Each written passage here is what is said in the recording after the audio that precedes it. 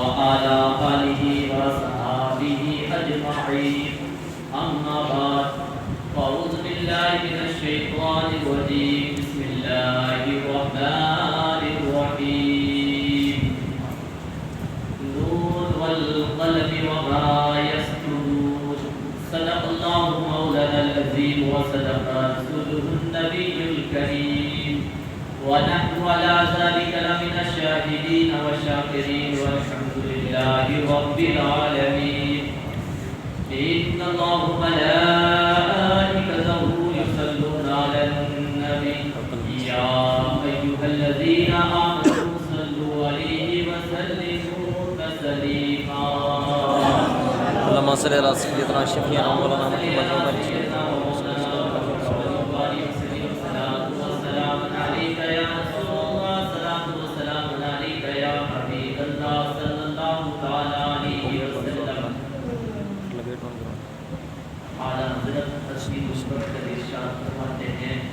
ان کی محفلیں دل کے اونچے گرا دیے ہیں جس راہ چل دیے ہیں اونچے بسا دیے ہیں ان کی محفلیں دل کے اونچے گرا دیے ہیں جس راہ چل دیے ہیں اونچے بسا دیے ہیں بزرگوں دوستوں قرآن مقدس کی آیت کریمہ کی تلاوت کرنے کا شرف حاصل کیا اس کا سیدھا سا ترجمہ ہے کہ نون والقلم یعنی اللہ تعالیٰ نون کی بھی قلم کی قسم کھاتا ہے اور جو نون کے آگے قلم یا اس کی بھی اللہ نے قسم کھائی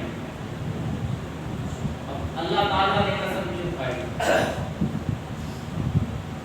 اللہ تعالیٰ نے نون والقلم کی قسم اس لیے کھائی کہ قلم سے مراد دوات اور دوات سے مراد ہے کہ جس دوات سے حدیث لکھی جائے یا قرآن مقدس لکھا جائے یا دین کی باتیں لکھی جائے اس لیے اللہ تعالیٰ نے قرآن مقدس میں قلم کی قسم کھائی اور جب قرآن مقدس نازل ہوا تو سب سے پہلے جو لفظ نازل ہوا تھا وہ اقرا یعنی اے محبوب پڑھو اقرا یعنی اے محبوب پڑھو اب جس امت کے خاطر قرآن نازل ہوا اور جس محبوب پر قرآن نازل ہوا اور وہ قرآن جو امت کے لیے نازل کیا گیا کہ میری امت پڑھے اور اس میں جو پہلا لفظ آیا کہ پڑھو یعنی قرآن مقدس میں سب سے پہلے اللہ نے اپنے محبوب سے کہا کہ محبوب پڑھو اب جس امت کے بارے میں یہ فرمایا جائے کہ پڑھو اگر وہ امت آج جاہل ہے تو اس سے بدبخت نہیں ہے تو اور کیا کیونکہ سب سے پہلے اللہ نے قرآن میں فرمایا سب سے پہلے قرآن نازل ہوا تو سب سے پہلے یہی لفظ تھا کہ پڑھو آج وہی قوم اور اسی قوم کے بچے قرآن سے خالی ہیں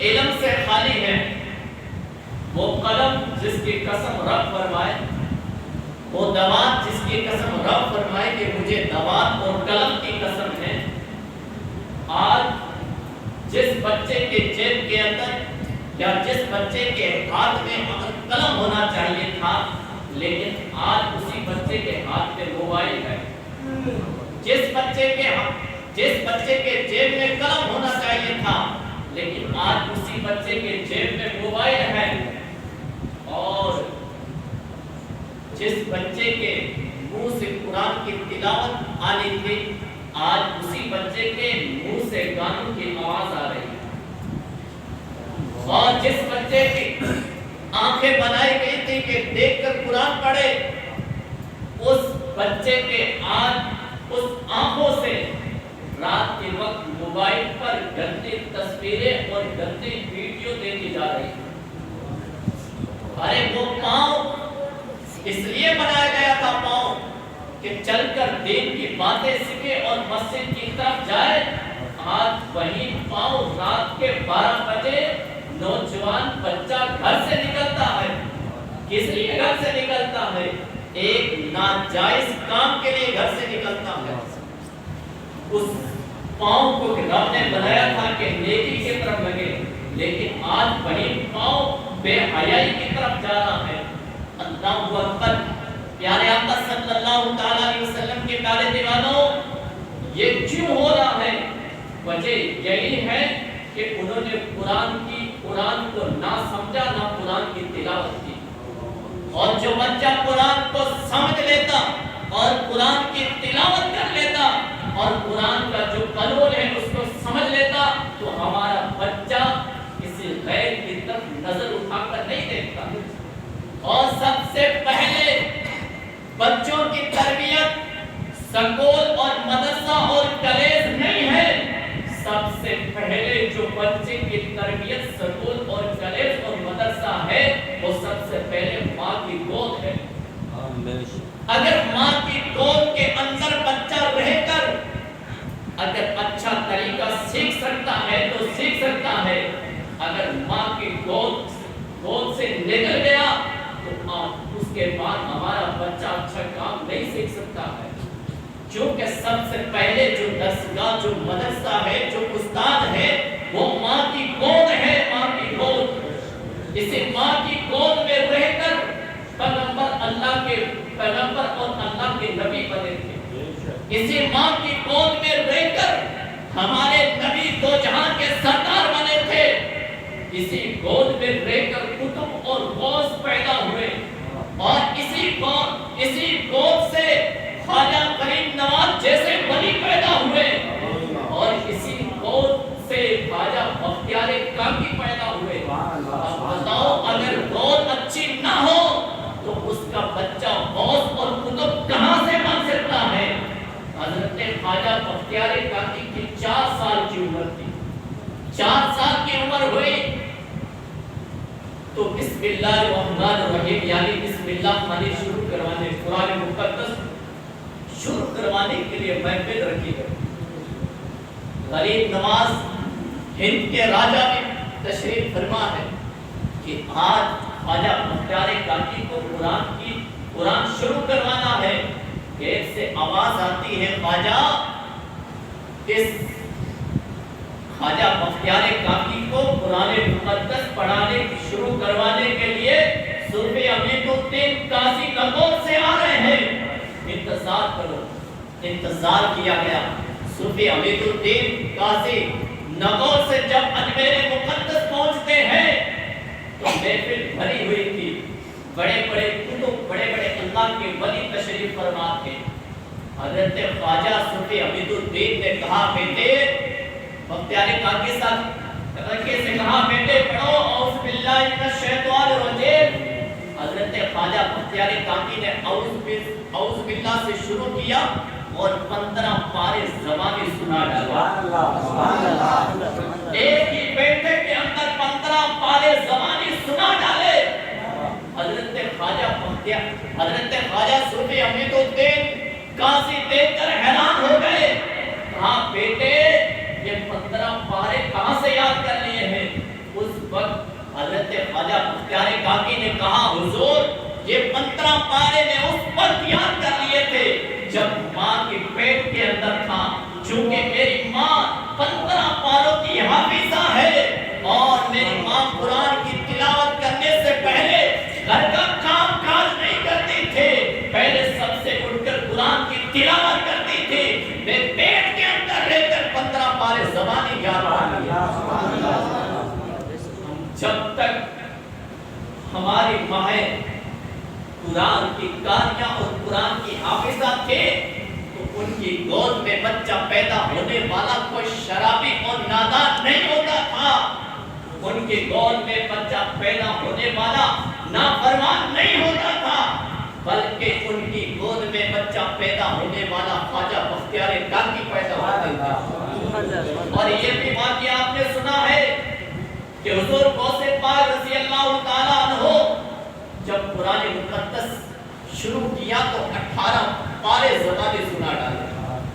کا پوچھا گیا کہ شیخ عبد القادر جیلانی یہ 18 پارے کہاں سے زبانی یاد کر لیے؟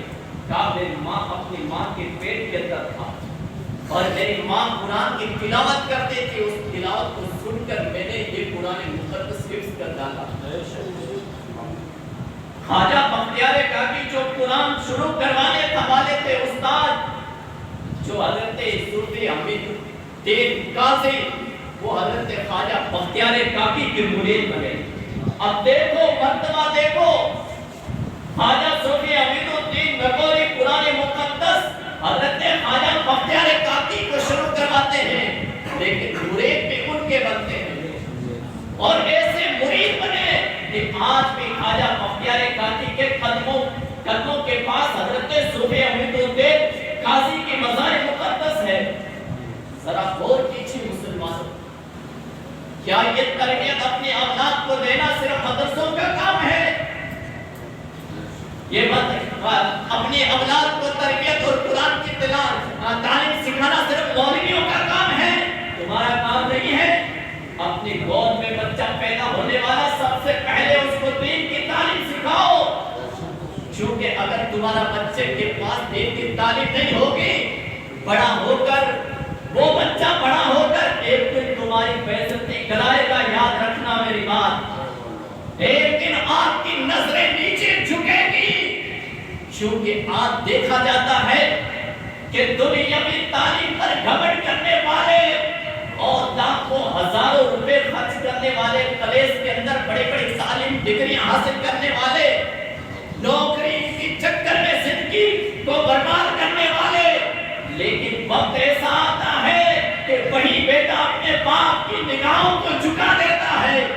لیکن اگر بچہ قرآن کی تلاوت، قرآن کی تعلیم حاصل کرتا اور مدرسے میں رہ کر ایک دال کھاتا، تو وہ بچہ تمہارے نگاہیں نہیں جھکاتا بلکہ تمہارا سر اوپر کرتا، سر تمہارا اونچا ہوتا. یہ صرف تعلیم مصطفیٰ کی تعلیم ہے جو تمہارا سر اوپر کر سکتی ہے. دنیا کی کوئی تعلیم ایسی نہیں ہے، دنیا کی کوئی طاقت ایسی نہیں ہے. اور بچے کے ہاتھ میں وہ تعلیم آ جائے، وہ طاقت آ جائے کہ باپ کا سر اونچا ہو جائے، دنیا کی کوئی تعلیم نہیں ہے. اگر تعلیم ہے تو وہ مصطفیٰ کی تعلیم ہے، مصطفیٰ کا طریقہ ہے. اور جس نے مصطفیٰ کے طریقے کو اپنا لیا، چاہے وقت کا غریب کیوں نہ ہو، چاہے وقت کا غریب کیوں نہ ہو. حضرت بلال حبشی کوئی بڑے سیٹ نہیں تھے اور بڑے پیسے والے نہیں تھے، رنگ کے بھی کالے تھے، لوگ مسامحہ بھی نہیں کرتے تھے. ایک غلام تھے، غلام، ایک خادم تھے، خادم، ایک نوکر تھے. لیکن مصطفیٰ کی تعلیم حضرت بلال میں آتی ہے اور مصطفیٰ کا عشق حضرت بلال میں آتا ہے، تو وہی بلال حضور فرماتے ہیں معراج کے رات میں نے دیکھا کہ جنت میں مجھ سے آگے بلال کی آواز آ رہی تھی. جبریل سے کہا جبریل یہ کون ہے؟ جبریل فرماتے ہیں یہ تیرا دوست بلال ہے. مصطفیٰ کی تعلیم کام آئی ہے، دنیاوی تعلیم کام نہیں آئی ہے. اور میں کہتا ہوں مسلمانوں، دنیاوی تعلیم 4 دن کی تعلیم ہے. اگر تمہارا سر رہ سکتا ہے اونچا، وہ 4 دن رہ سکتا ہے، لیکن 4 دن کے بعد تمہارا سر نیچے جھکے گا.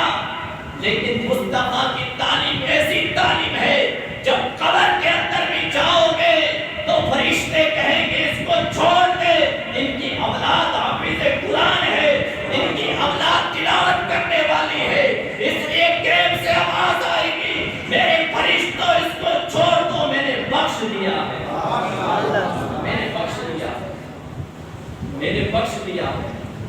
یہ تعلیم، دین کی تعلیم کام آنے والی ہے، قبر کے اندر بھی، آخرت میں بھی کام آنے والی ہے. لیکن مسلمانوں، آج دھیرے دھیرے ہم جو لوگ جا رہے ہیں وہ دین کی طرف نہیں جا رہے ہیں، بلکہ ہم انگریزوں کی تعلیم پر جا رہے ہیں. عیسائیوں کے طریقے پر ہم جا رہے ہیں. مصطفیٰ کا طریقہ نہیں تھا جو آج ہمارے گھروں کے اندر ہے. ہمارے نبی کا طریقہ نہیں تھا جو آج ہمارے گھروں کے اندر ہے. یہ طریقہ انگریزوں اور عیسائیوں کا طریقہ ہے. انگریزوں اور عیسائیوں کا طریقہ ہے.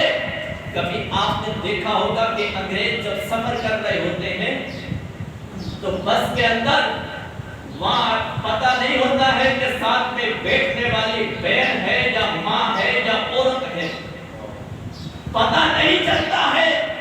وہاں بس میں بیٹھ کر انگریز اپنی گفتگو جس طرح اپنی بیوی سے کرتے ہیں اسی طرح اپنی بہن سے کرتے ہیں, اسی طرح اپنی ماں سے کرتے ہیں. آج وہی طریقہ ہم میں آ گیا ہے. مصطفیٰ کا طریقہ نہیں تھا جو آج ہمارے گھروں کے اندر پایا جا رہا ہے. مسلمانوں, اقبال نے کہا تھا نہ سمجھو کہ تو مٹ جاؤ گے اے ہندی مسلمانوں, تمہاری داستان تک نہ رہے گی داستانوں میں. اور جس نے مصطفیٰ کا, اور جب تک مصطفیٰ کا طریقہ ہمارے اندر موجود تھا دنیا بھی سلام کرتی تھی. دنیا سلام کرتی تھی. پیارے آقا صلی اللہ علیہ وسلم کے پیارے دیوانوں, جب میرے نبی مدینہ مکہ معظمہ میں اعلان کیا کہ میں نبی ہوں, اللہ کا آخری نبی بن کر آیا, اس وقت نبی کے چاہنے والے اس سے پہلے تو بہت سارے تھے, لیکن جیسے ہی نبی نے اعلان کیا تو سب لوگ خلاف ہو گئے. کوئی بھی نبی کا چاہنے والا نہ بچا تھا. آخرکار نبی مکہ چھوڑ کر مدینہ آنا پڑا. مکہ چھوڑ کر مدینہ آنا پڑا. اور میرے نبی نے تعلیم سب کو تعلیم دی کہ میں آخری نبی ہوں اور آخری نبی ہوں, میرا رب ایک ہے. ایک کوئی سوال ہم کسی کا پوچھا نہیں کرتے ہیں. اگر آپ قبر میں آرام کرنا چاہتے ہو تو جو میرا دین ہے اس پر ایمان لے آؤ, اس پر ایمان لے آؤ.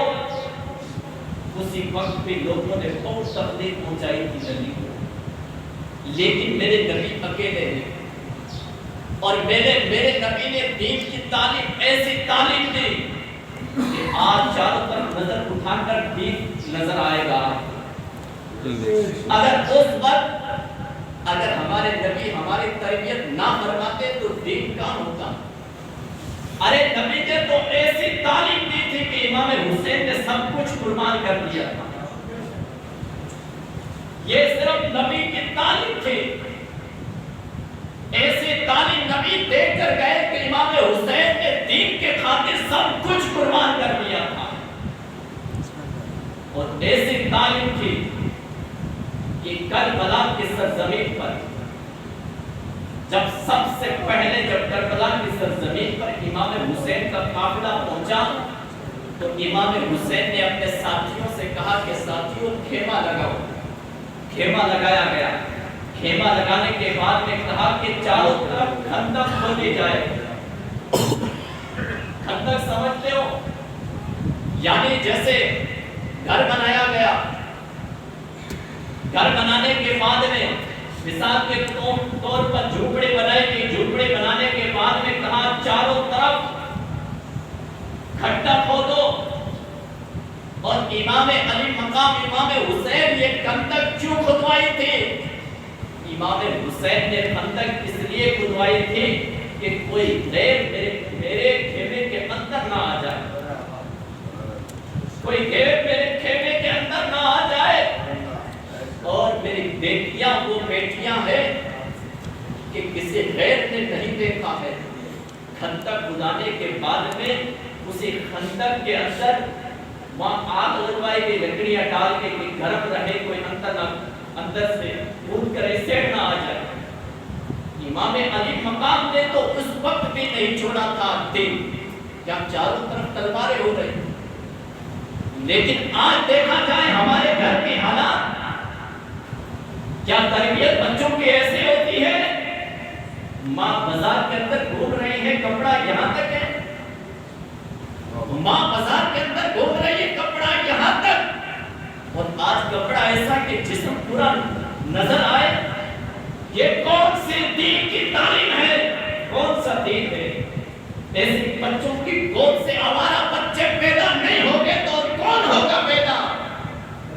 प्यारे आका सल्लल्लाहु तआला अलैहि वसल्लम के प्यारे दीवानों, इमाम हुसैन ने उस वक्त भी दीन पर रहे थे जब चारों तरफ तलवारें चल रही थी कि कोई गैर मेरे खेमे के अंदर ना आ जाए, इस गैर की नजर मेरी औरतों और बच्चियों पर ना पड़ जाए। लेकिन आज तो हमारी हालात क्या है, हमारे घरों के हालात क्या है? धीरे धीरे बिगड़ते जा रहे हैं। प्यारे आका सल्लल्लाहु तआला अलैहि वसल्लम के प्यारे दीवानों, कैसा दौर था कि माए अपने बच्चों को जब सुलाती थी तो कलमा मुस्तफा का पढ़कर सुलाती थी, और जब जगाती थी दुरूद की बेत शुरू होती थी। इसलिए किसी ने कहा था कि मैं सो जाऊं या मुस्तफा कहते कहते आँख खुले सल्ले अला कहते कहते। ये दीन की तालीम थी कि बाप अगर कहते बेटा इस पार नहीं जाना है तो बच्चा उस पार नहीं जाता था। लेकिन आज हमारे तालीम नहीं है, बाप कहते बेटा उस घर नहीं जाना है, बच्चा दोबारा उस घर पर जाता है। बाप कहते वहां नहीं जाना है, बच्चा फिर उसी घर में झुकता है। याद रखना ये सब कुछ हो रहा है, ये तालीम के बगैर हो रहा है। अगर तालीम होती हमारे पास, ये देखने के लिए नहीं होते जो आज हमारे अंदर हो रहे। प्यारे आका सल्लल्लाहु तआला अलैहि वसल्लम के प्यारे दीवानों, कैसा ज़माना था, कैसा ज़माना था। शेख करमली रहमतुल्लाह अलैह अल्लाह के बहुत बड़े अल्लाह के वली गुजरे हैं, शेख गुजरे हैं आखिरी बात से कि वो बहुत बड़े बादशाह थे, वक्त के बादशाह थे। एक ही बेटी थी उसकी, और बादशाह के बड़े बड़े बादशाहों के पैगाम आए कि अपनी बेटी का रिश्ता हमारी बेटी से किया जाए। उस बादशाह हज़रत शेख करमानी रहमतुल्लाह अलैह ने आखिरकार बादशाही को ठोकर मारी और रब की बारगाह में सर झुका दिया। अल्लाह अल्लाह करते हैं, सर झुकाते हैं, पुराने कपड़े पहने हुए मस्जिदों में जाते हैं, कभी उस मस्जिद में चले जाते हैं, कभी उस मस्जिद में चले जाते हैं। पैगाम आ रहे हैं बड़े बड़े बादशाहों का कि बादशाह सलामत, आपकी एक ही बेटी है, आपकी बेटी का रिश्ता हमें चाहिए। लेकिन वो शेख वक्त के बादशाह की है, शेख साहब मस्जिदों में जाते हैं, अलग अलग मस्जिदों। एक मर्तबा एक मस्जिद में गए, सब लोग नमाज पढ़ते चले गए। एक जवान है नमाज पढ़ रहा है, नफिल पढ़ रहा है। आखिरकार शेख साहब इंतजार करने लगे कब नमाज खत्म होगी। आधा घंटा हो गया, नमाज खत्म ना हुई। नमाज खत्म होती नियत बांध लेते दोबारा। जब जैसे सलाम पहला कहा तो जवान कहाँ से आए, कहा फला जगह से आए। का रिश्ता आपका हुआ है? का नहीं हुआ है। गरीब को कौन देगा? मैं एक गरीब आदमी हूँ, मुझे रिश्ता कौन देगा? शेख करमानी रहमतुल्लाह अलैह फरमाते हैं बेटे तू गरीब है, मेरी एक ही बेटी है, मैं अपनी बेटी का रिश्ता तुझसे करना चाहता हूँ, तेरे से करना चाहता हूँ। उस गरीब की आंखों में आंसू आ गए। कहा आप वक्त के बादशाह और मैं एक गरीब, एक खाने के लिए रोटी भी नहीं मिलती है, आपकी बेटी का रिश्ता मुझसे, मेरे पास इतने दौलत पैसे भी नहीं है। शेख करमानी रहमतुल्लाह अलैह फरमाते हैं कि बेटे ये जो 4 रुपया है ये ले जाओ और खाना खरीदना, कपड़े खरीदना और कल सुबह आ जाना मेरे घर पर, और किसी को मत लेकर आना, मेरे घर आ जाना। तो नौजवान गया, एक ही था, ना बाप था ना माँ थी। घर गया, कपड़े खरीदे, खाना खरीदा, रवाना हुए। शेख बादशाह के दरबार में पहुंचे। बादशाह ने अपनी बेटी का निकाह उससे किया और बेटी पे रुखसत कर दिया। जब बेटी अपने शौहर के घर पहुंची, देखती क्या है कि एक सुराख रखा हुआ, सुराही यानी पानी वाली। पहले दिन देखा कि पानी वाली सुराही रखी हुई और कुछ नहीं है। जब दूसरे दिन देखा कि एक तरफ रोटियां रखी हुई है, अपने शौहर से कहती है ये रोटियां किस लिए रखी है? कहा ये मेरे कल के लिए रखी है। उस वक्त बादशाह की बेटी ने कहा मेरे बाप ने आपके अंदर क्या देखा था कि आपसे शादी की है, मेरा रिश्ता किया है? उसने कहा मैं तो पहले ही समझ रखा था कि एक अमीर की बेटी और एक बादशाह की बेटी गरीब के घर में कैसे रह सकती है। उसने कहा है मेरे सरदार ये नहीं है कि तू गरीब है और मैं अमीर की लड़की हूँ। अरे मैं तो ये कहती हूँ तेरा रब पर भरोसा नहीं है, तेरा रब पर भरोसा नहीं है। जिस बंदे का रब पर भरोसा नहीं हो उस घर के अंदर शेख जरमाने की बेटी कैसे रह सकती है? क्या तेरे घर के अंदर रोटी रहेगी या शेख जरमाने की बेटी रहेगी? प्यारे आका सल्लल्लाहु अलैहि वसल्लम के प्यारे दीवानों, कैसी तरबियत अपनी बच्ची को सिखाई थी। वक्त के बादशाह है लेकिन बच्ची को ऐसी तरबियत सिखाई कि अब वो बच्ची ये भी गवारा नहीं कर सकती थी कि जिसको भरोसा ना हो रब की जात पर, वो एक टाइम के खाने के बाद दूसरे टाइम का खाना भी रख ले, उस घर में रहना कैसे गवारा कर सकती है? ऐसा दौर था जब पहले रिश्ते लोग करते थे तो जाके मस्जिदों में देखते थे तो उनके घर भी बसा करते थे, आबाद हुआ करते थे।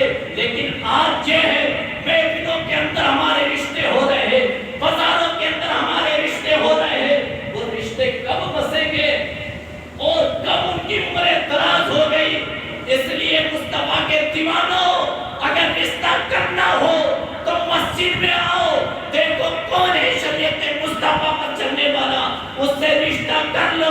मैं कहता हूँ दुनिया में भी आबाद रहेंगे, आखिरत में भी आबाद रहेंगे। इकबाल ने कहा था दिल के फफोले जल उठे सीने के दाग से, इस घर को आग लगी है घर के चिराग से। एक ही पौधा था वो जल गया है, याद रखना मुसलमानों, एक ही पौधा था वो जल गया है, उसकी जड़ें खत्म हो गई है।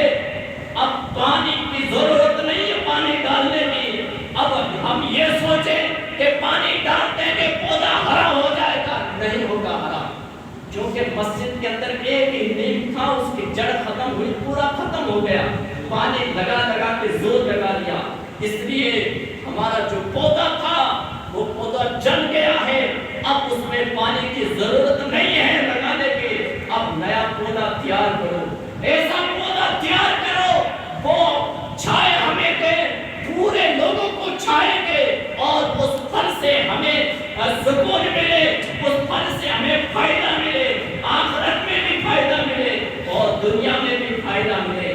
इसलिए अगर वो जो दरख्त जल गया है उसे छोड़ दो, अब पानी डालने की कोई जरूरत नहीं है। अगर पानी डालोगे फिर कुछ हो जाएगा, फिर पानी डालोगे फिर कुछ हो जाएगा। इसलिए उसको उस पौधे को लात मारो, उसको पानी निकाल के गिरा दो, अब नया पौधा डालो और उसमें ऐसा पानी बिस्मिल्लाह पढ़ के पानी डालो कि वो पौधा जड़ से लेकर जब पूरा पहुंचे तो सही सलामत रहे, दुनिया में रहे तो सही सलामत रहे, इस दुनिया से जाए तो सही सलामत रहे। दिल के फफोले जल उठे सीने के दाग से, इस घर को आग लगी है घर के चिराग से। और इकबाल ने कहा था इस्लाम तेरे चाहने वाले ना रहे, जिनका तू चांद था अफसोस वो हाले ना रहे। और फिर इकबाल ने कहा था आज भी हो जो इब्राहिम सा ईमा पैदा, आग का सच्ची है अंदाज़े गुलिस्ता पैदा।